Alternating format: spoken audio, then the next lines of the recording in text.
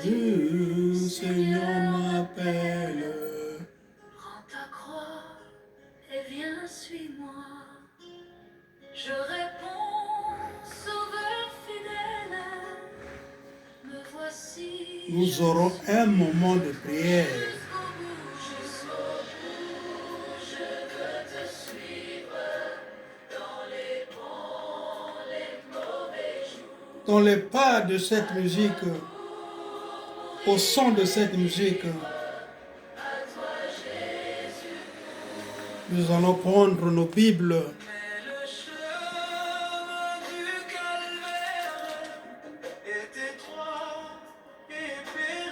et lire C'est un chemin solitaire, difficile et terrible. dans Ésaïe 52. Ésaïe 52, verset 7.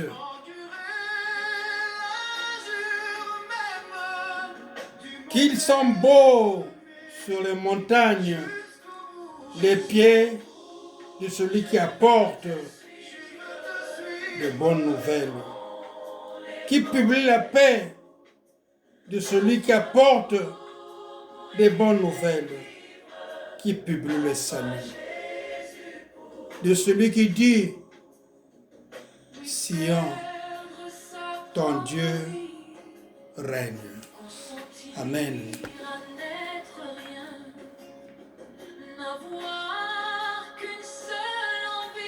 Les pas qui amènent la bonne nouvelle. On est heureux quand on reçoit quelqu'un qui vous amène une bonne nouvelle. Une nouvelle qui vous fortifie, qui vous apporte la joie, le bonheur, la paix.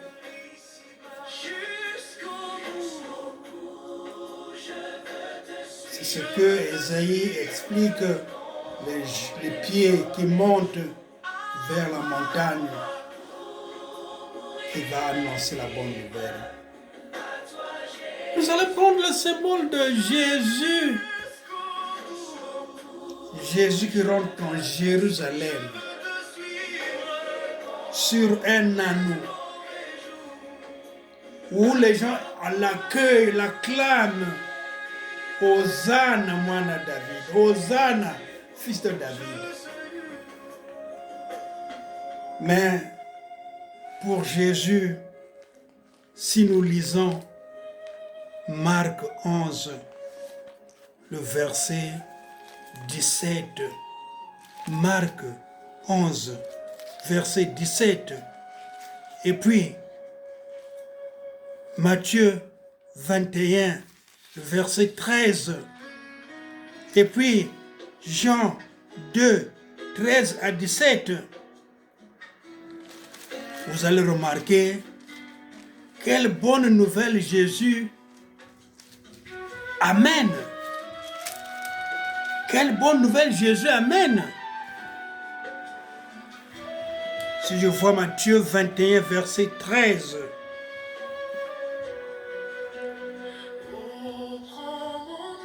Il est écrit, il leur dit, il est écrit, ma maison sera appelée une maison de prière. Mais vous l'avez faite une caverne de voleurs.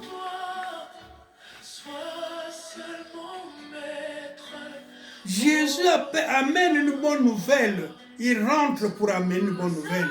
Mais cette bonne nouvelle va se transformer chez les sacrificateurs, chez les craignants de Dieu, ceux qui venaient dans la salle en mauvaise nouvelle. Jésus a pris le fouet, il a fouetté, il a chassé des gens qui vendaient des pigeons,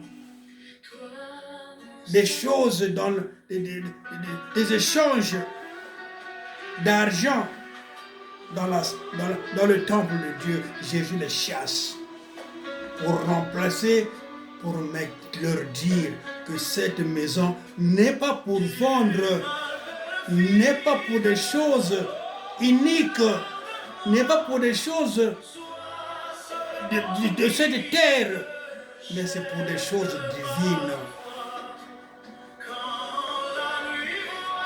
Qu'est-ce que Jésus leur apprend? Il leur apprend que cette maison doit être respectée, doit apporter la joie à ceux qui viennent. Une maison de guérison, une maison qui apporte la joie, qui apporte la paix. Mais les gens l'ont transformé en bonheur terrestre. Ils les chassent. Ils les chassent. Mais chose qui est difficile à adapter, à comprendre, dès que Jésus chasse ces gens, en coup de fouet, une colère divine, une colère de sainte, il les chasse, mais après, il appelle les malades, les boiteux, ceux qui étaient malades, il les guérit. Oh! C'était le contraire des sacrificateurs, de ceux des Juifs qui étaient sur place. Nous, on nous a chassés, et puis il commence à guérir ces gens. Pour eux, ils voient que ce qui est terrestre dépasse ce qui est spirituel. Au fond, c'était le contraire. Jésus leur prouve que ma maison est une maison spirituelle. Il leur prouve que ma maison est une maison de prière pour la sanctification. Pour la sanctification. Oui. On peut aller plus loin. Qu'est-ce que nous dit 1 Corinthiens, verset 16. 1 Corinthiens 16. 1 Corinthiens 16, verset 1 Corinthiens 6, pardon, verset 19. 1 Corinthiens 6, verset 19. Qu'est-ce que ça dit? Il dit ceci. 1 Corinthiens 6, verset 19, il dit, « Ne savez-vous pas que votre corps est le temple du Saint-Esprit qui est en vous, que vous avez reçu de Dieu et que vous l'appreniez point à vous-même. Ne savez-vous pas que vous êtes le temple du Saint-Esprit de Dieu, le Saint-Esprit que Dieu vous a donné, que Dieu vous a octroyé, que Dieu a confirmé en vous. » Jésus dit très bien que ce sont des paraboles qu'il donnait déjà avant de mourir. Que vous allez me tuer, oui, je vais mourir, mais dans 3 jours, je vais ressusciter. Lui, qu'est-ce que le temple de Dieu? C'est le corps de Christ. Le corps. Nous sommes le temple de Dieu. Nous sommes le temple de Dieu. Un chrétien, choisi de Dieu, qui est là pour proclamer la parole de Dieu, c'était oint de Dieu, c'est le temple de Dieu. Et puis, cette parole va plus loin. Quand on voit Éphésiens, quand on le lit encore dans Éphésiens, qu'est-ce que ça dit plus loin? Éphésiens 2, verset 22. Qu'est-ce que ça dit en plus? Que Dieu vous a donné ce don. Éphésiens 2, verset 22. Qu'est-ce que ça dit plus loin? En lui, vous êtes aussi édifiés pour être une habitation de Dieu en esprit. Notre corps.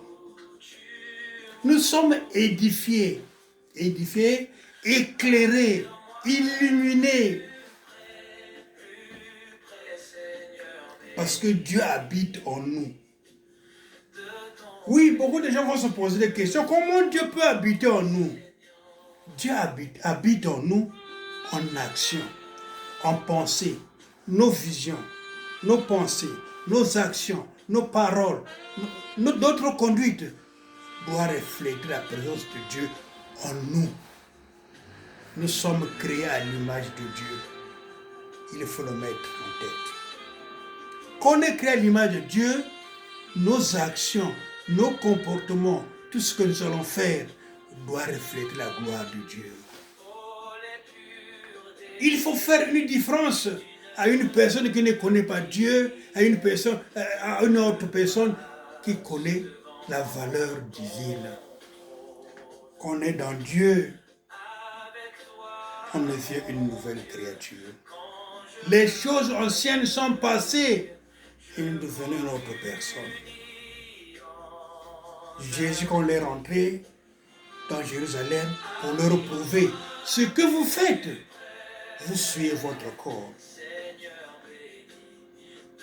Le corps de Dieu, votre corps, doit être la lumière.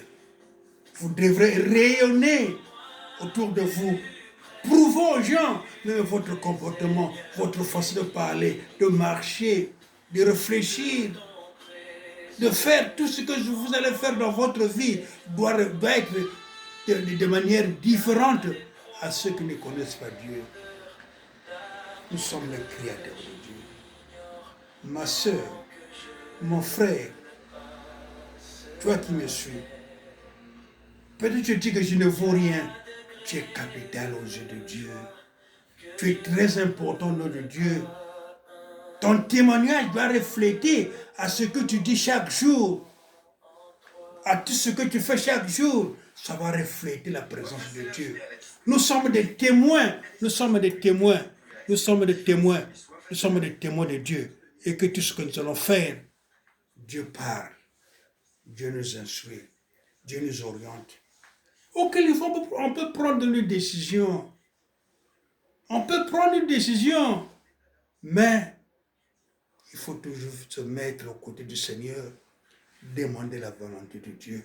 Même quelquefois, tu reviens du travail, tu as ton salaire, c'est ton argent que tu as eu à travailler. C'est ton argent. Prends cet argent, mets-toi à genoux. Seigneur, j'ai l'argent. Qu'est-ce que je veux faire avec cet argent? Oriente-moi, Seigneur. C'est mon argent, mais j'aime que je sois toujours dirigé par toi, Seigneur. Que toutes les défenses que je veux faire puissent être la gloire à ta gloire, Seigneur. Oui, c'est mon argent. Oui, c'est mon argent. Moi, c'est mon argent. J'ai travaillé par ma sueur, mais je l'ai fait par ta force. Tout ce que j'ai fait, j'ai travaillé par ta force. C'est par force, c'est par ta présence que j'ai eu à travailler, par ta participation, par ton autorité. Tout ce que tu as fait autour de moi, j'ai réussi. Voilà l'argent. Je veux maintenant exécuter mes besoins. Je veux faire mes besoins. Oriente-moi, Seigneur. Oui, même là où tu es, avant de sortir, mets-toi à genoux. Dis-moi, Seigneur, là où je vais. Oui, j'ai fait un programme, mais j'aime que je sois toujours orienté par toi. Dirige-moi, Seigneur. Oriente-moi, Seigneur. Oui, vous êtes ensemble avec les amis. Seigneur, je vais aller avec les amis. Oriente-nous, Seigneur. Quelquefois, nous allons dans des milieux obscènes qui ne sont pas à ta volonté. Seigneur, oriente-nous. Dirige-nous, Seigneur. Fais-nous, oriente-nous afin que tout ce que nous voulons faire puisse procéder à ta volonté, Seigneur. Demandons toujours la volonté de Dieu autour de nous. Quelquefois dans la maison, vous êtes en couple avec les enfants, mettez-vous à genoux. Priez, demandez la gloire de Dieu. Mettez-vous à genoux. Oui, quelquefois vous êtes loin, mais ayez des heures d'ensemble à vous communiquer, à vous mettre ensemble. À telle heure, nous allons prier ensemble, faire une chaîne de prière. Mes frères, mes sœurs, sans Dieu, on ne peut rien. Seul Dieu a le dernier mot autour de nous. Oui, on peut te conforter à beaucoup de choses. On peut te conforter à beaucoup de choses. Mais nous sommes là. Nous sommes les représentants de la voix divine. Que Dieu nous garde. Peut-être autour de moi, j'ai des choses qui sont malsaines, des choses que je ne supporte pas. Quelquefois autour de moi, j'ai un ami que je ne supporte pas par rapport à son caractère.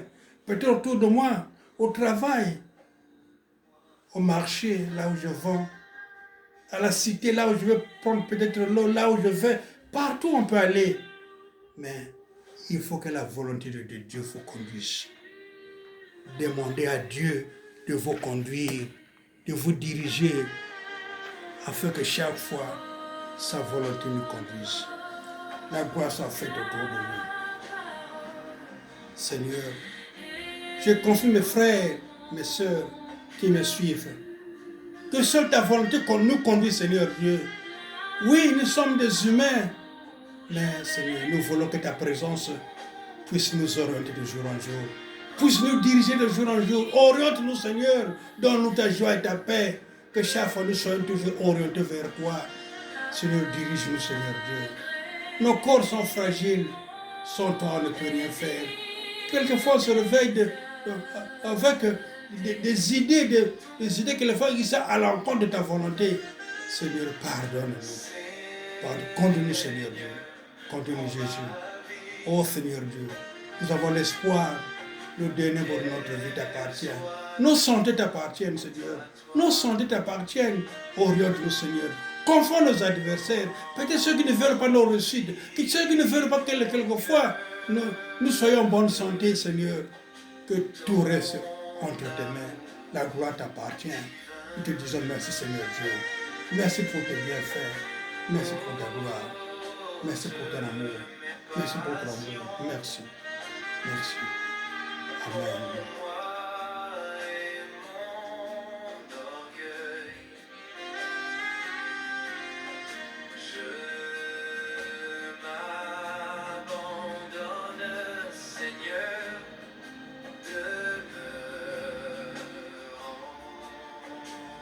Prends un moment de prière, mon frère, ma soeur.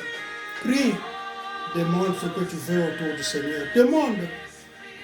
Dieu a des atouts. Tout le revient. Tout le revient. Merci pour tes bienfaits. Oui, merci pour la gloire de Dieu autour de nous. Que tu sois loué.